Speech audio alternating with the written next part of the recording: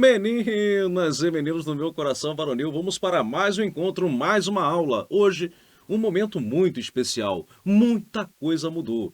Diria para você que temos a partir de agora uma nova lei de improbidade administrativa. Não, professor, é a lei antiga, 8429, sim. Mas a lei 14.230 modificou tanto que não foi uma simples reforma. Foi uma reconstrução da lei. E por isso, eu estou regravando o curso inteiro para você de ponta a ponta, de A a Z, para permitir você responder qualquer sentença. Inclusive, fica a informação de que tive um certo trabalhinho de manter dentro do sistema, para você, algumas questões anteriores, porque praticamente perderam a sua validade. Como assim, professor? E tudo aquilo que eu estudei? Pois é, esqueça. Esqueça o que você estudou. Esqueça a jurisprudência do STF. Esqueça a jurisprudência do STJ. Porque nem sempre foram incorporadas dentro pelo novo diploma, pela Lei 14.230. Bom, acredito eu que a nossa ideia é passar no concurso público, né? Não é ficar aqui explanando, falando, filosofando, sociologia do direito. Não, não, isso não vai cair. Vamos deixar para que os jurisconsultos, para que a doutrina abalizada, para que o STJ e o STF construam futuramente as interpretações. Para nós, o mais importante é passar no concurso público, então eu tenho que ser um pouquinho mais objetivo. Eu não vou ficar aqui travando discussões que costumam ser infrutíferas, do tipo, professor, essa lei tem natureza retroativa, essa lei vai alcançar as situações. Gente, nem o STJ sabe, nem o STF sabe, nem a doutrina ainda sabe. Então não precisa perguntar aquilo que a doutrina ainda não sabe, aquilo que a jurisprudência ainda não se sedimentou. Vamos aguardar. E na medida em que tivermos jurisprudências, estejam certos. Eu vou trazer e regravo para vocês. Então, se eventualmente eu apresento alguma noção da lei e ela venha a ser considerada inconstitucional pelo STF, estejam certos, a gente vai regravar para vocês. Esse é o nosso compromisso no De Olho na Questão. Você ter aqui um produto do selo, marca da qualidade, de olho na questão, né, o slogan, parceiro das grandes conquistas. Então vamos lá, sem mais delongas, vamos falar um pouquinho sobre a lei de improbidade, mas antes, né, aquela parte que você não gosta tanto, mas ela é necessária, a introdutória, a natureza da lei. Muita gente às vezes se confunde e fala assim: ah, professor, a lei de improbidade administrativa. Essa adjetivação é uma bosta, né? Porque você é levado ao raciocínio de se tratar de uma lei de natureza administrativa. Não, não, é uma ação judicial. Já começa por aí. Eu não estou dizendo sobremaneira que as servidoras, os servidores, os agentes públicos não possam ser demitidos por improbidade administrativa no curso de um processo administrativo. Não foi isso.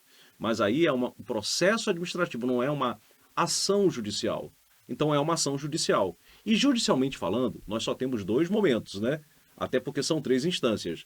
Você tem a instância civil e a instância criminal, penal. Você acha que é crime? Parece, né? Tem um cheiro de crime, mas não é. Aqui, né, eu chamo de pílula porque tem que ser algo mais ou menos objetivo para você. O seu professor Sionil Borges, acompanhe-me nas redes sociais, revela a partir de agora qual é a natureza. Para revelar a natureza da lei, se ela é administrativa, penal ou civil, eu primeiro vou até o texto constitucional. É ele que é o nosso repositório básico. A gente não gosta muito do direito constitucional, a gente até engana, diz que gosta. A gente gosta do direito administrativo. Mas nele a gente encontra várias passagens, várias e muitas, do direito administrativo que são úteis. É na minha matéria, do direito administrativo. E essa constitucionalização ela tem sido muito grande. Por exemplo, o chamado princípio da probidade. Não, professor, não tem princípio aqui não. Pois é, não tem um princípio expresso, mas implicitamente você extrai, reconhece a presença do chamado princípio da probidade administrativa. Ah, legal. É como se fosse um aspecto da moralidade que foi constitucionalizado. E aí, o parágrafo 4º, muito conhecido nosso, vem trazendo quais são as consequências da prática de um ato desonesto, desleal, ao patrimônio, ao erário que lhe remunera. importarão a suspensão dos direitos políticos, então vou colocar aqui, né? Suspensão dos direitos políticos, perda da função pública, indisponibilidade dos bens, o eventual ressarcimento ao erário e, eventualmente, vou até colocar o marca-texto para você, sem prejuízo da ação penal cabível. Espera aí, professor. Sem prejuízo da ação penal cabível? Pois é, não precisa ser um gênio, né? Não precisa, realmente, e gênio não passa em concurso público, não. Na verdade, nem estuda, né? Quem estuda somos nós. Nós estudamos. E quem somos nós? Aqueles que não gostam tanto de estudar, mas necessitam estudar. Né? Maior parte é assim. Difícil você encontra aquela pessoa, né, extremamente competitiva que gosta e se enrosca de estudar, compete. Essa daí está num topo da carreira alimentar, né, do concurso público. Nós, comuns, né, do povo concursístico, nós não gostamos tanto, mas nós necessitamos, temos planejamento, temos foco, perseverança e vamos conquistar o nosso lugar dentro da administração pública também. Então, até pela língua portuguesa, você consegue interpretar a lógica de que a ação de improbidade, ação judicial, ela não pode ser administrativa, porque administrativa não é judicial. E aí você ficaria entre penal e civil. E a parte final da disposição, para mim, é bem clara, tá? Tudo isso e, eventualmente, uma ação penal. Então, eu não sou ação penal. Eu sou uma ação civil, podendo ter uma repercussão penal. Ah, entendi. Então, ela também não é penal. Não, não é. Significa dizer, portanto, que não se resvala, não tem impacto por lá? Não falei isso. Não coloque palavras na boca do seu professor. Eventualmente, apesar de tratar-se de uma responsabilidade civil, onde o objeto de responsabilidade civil, gente, é indenizar. Quando se fala em civil, é reparar. Mas não é só isso, né? Não é só tutelar o patrimônio do Estado, não é só salvaguardar o patrimônio do Estado, não. Não é só esse o objetivo, até porque antes dessa lei, outros diplomas, né, já contaminavam positivamente o nosso ordenamento jurídico, permitindo o ressarcimento ao erário. Essa lei vem para, além de ressarcir, além de indenizar o erário, permitir a apuração e responsabilização de um agente público. Agente público tomado em seu sentido amplo, como a gente vai ter a oportunidade de entender. Então, essa lei pode ter uma repercussão penal, como a parte final do parágrafo 4º do artigo 37 assim nos revela, como também um impacto no mundo administrativo. Não, professor, não tem? Tem, claro que tem. Olha aqui, ó. Ela pode gerar a perda da função pública. Então, é uma lei de natureza civil tendo impacto lá no direito administrativo, que é a perda da função pública. Então, você está dizendo que o juiz pode fazer isso? Pode. Mas ele tem que declarar na sentença, né? Ele vai ter que declarar na sentença que é perda da função pública. Se ele não declarar, gente, não perde. Não é assim. Foi condenado por improbidade e perdeu a função pública. Não. O juiz tem que ser expresso na sentença. Ok? Bom, e aí perceba, na forma e gradação previstas em lei. É onde eu quero chegar. É o nosso objeto de estudo. Que lei é essa que vem trazendo a gradação, a forma? Bom, formas são várias. E tem uma gradação de fato. A lei é a Lei 8.429. E ela traz uma gradação realmente bem significativa. Do ato mais grave de improbidade, que é o enriquecimento ilícito, até aquele que também é grave, mas é menos grave, que é o ferimento a princípios da administração.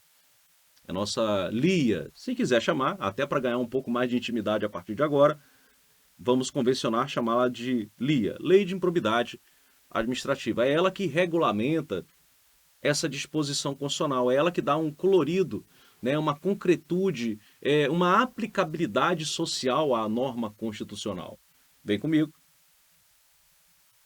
Então eu faço com você, mais uma vez, né, a leitura aqui, tentando extrair desse parágrafo algumas consequências, como a suspensão dos direitos políticos, a perda da função pública, a indisponibilidade dos bens, ressarcimento ao erário.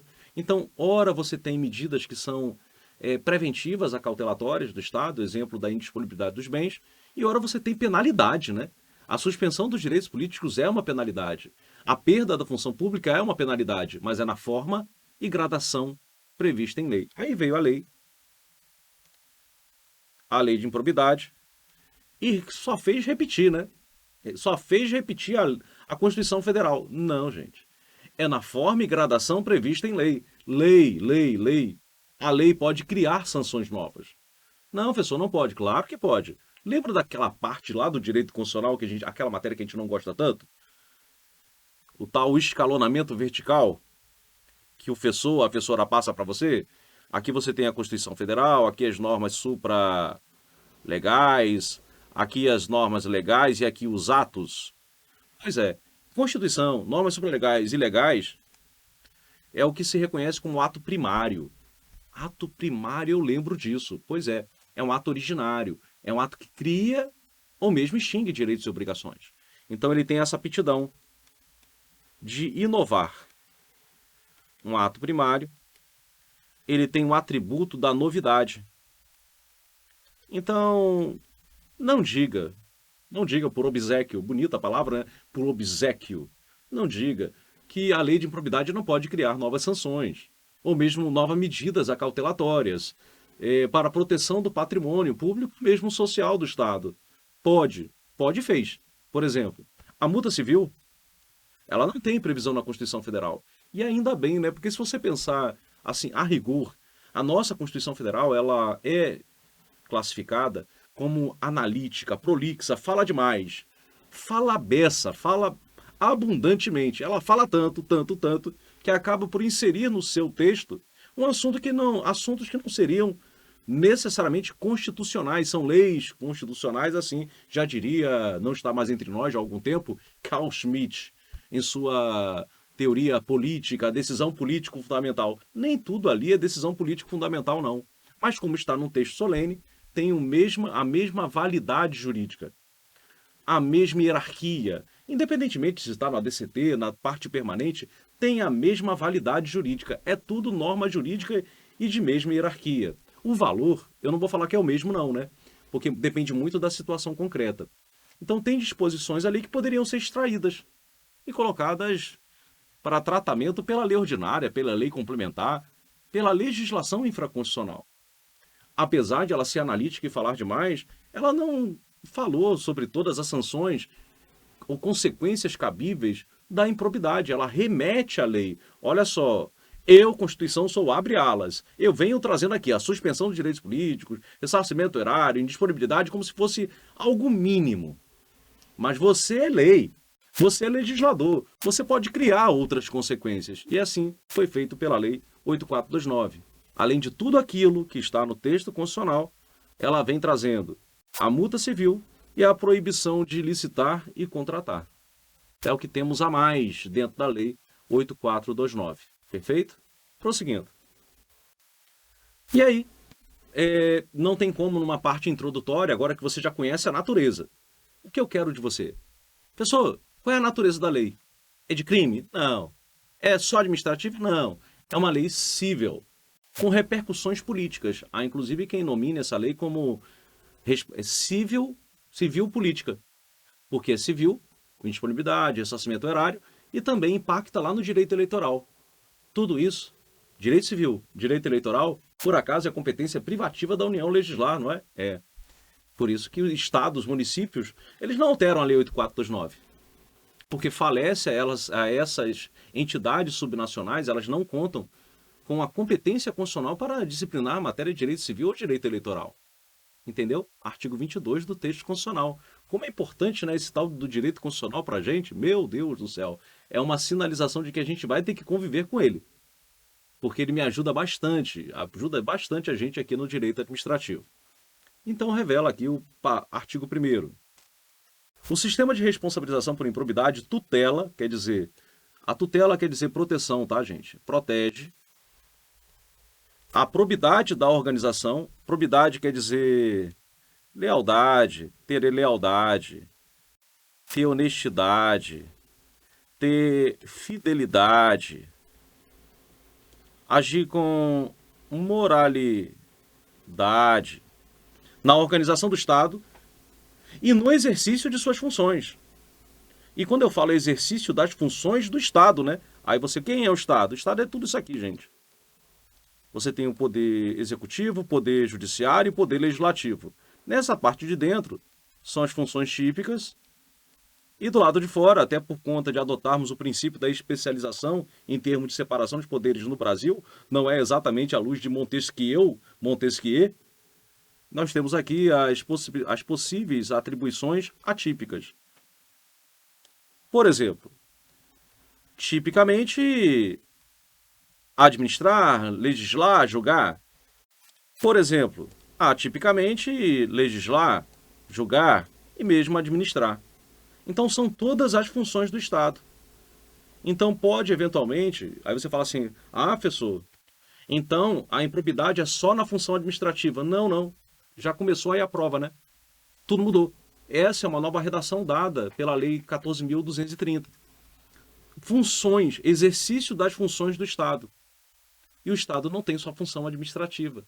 A improbidade ela pode ser cometida dentro do curso de um processo judicial, gente. O magistrado é reconhecidamente, na jurisprudência do STF, entendido como sendo um agente político. Agente público. É agente público. Então, eventualmente, pode responder por improbidade. Ah, legal. O ato de legislar. Vamos combinar aqui, fazer um grande balcão de negócios para poder expedir uma emenda à Constituição favorecendo um determinado setor. Isso é o quê? Improbidade. Então não é só no exercício da atividade administrativa, no exercício das funções do Estado. E dentro do Estado brasileiro não é só função administrativa, né? É uma tripartição de funções, há uma divisão funcional de atribuições, competindo organicamente ou primordialmente a função administrativa ao executivo, a função jurisdicional ao judiciário e função de legislar e também fiscalizar foram atribuídas constitucionalmente como primazia, e nome bonito, né? Primazia. Pessoa, você fala assim, eu fico apaixonado, pessoa, apaixonada por você. Gente, de vez em quando eu solto uma expressão, às vezes até um pouco mais técnica, porque a aula é vulgar. A aula você utiliza de expressões que todo mundo entende, né? Eu tô entendendo a porra toda, não é isso? Aí o professor fala, porra toda, caralho, velho. Então você pegou e conseguiu assimilar. Aí chega na hora da prova, fala, a distribuição segue o princípio da primazia das distribuições de funções. Você, que porra é essa de primazia, né? Primazia é principal, primordial, típica. Algo que é típico para você, mas você também pode, ao lado da típica, receber a atípica. Como forma de assegurar a integridade do patrimônio público e do patrimônio social. Olha só, desculpa, eu ainda não tenho a interpretação dessa lei pela doutrina, mas eu gostaria aqui de falar que o gênio que escreveu isso aqui deve ter pensado, né? O patrimônio público é diferente do social. Professor, não, é a mesma coisa. Não. A mesma coisa é aquele caminhão que está passando pela Via Dutra, que vai passar. Agora, inclusive, vai haver uma concessão, vai ter um leilão para a Via Dutra no Rio de Janeiro, não é isso? É um caminhão cheio de banana verde. Você olha assim, cara, tudo a mesma merda, né? Não, é delícia. Quem não gosta de banana, né? Mas verde não. É tudo igualzinho. Tudo igual, tudo parecido, tudo mais ou menos semelhante. Patrimônio público é uma coisa, patrimônio social. Eu vou proteger o Estado e suas funções. Todas as suas funções. Todas elas. Administrativa, judicial, legislativa, de controladora, de fiscalização e também o patrimônio público e o social. O social, eu diria que é de dentro para fora. Não entendi. Eu já te explico. E o público é algo interno.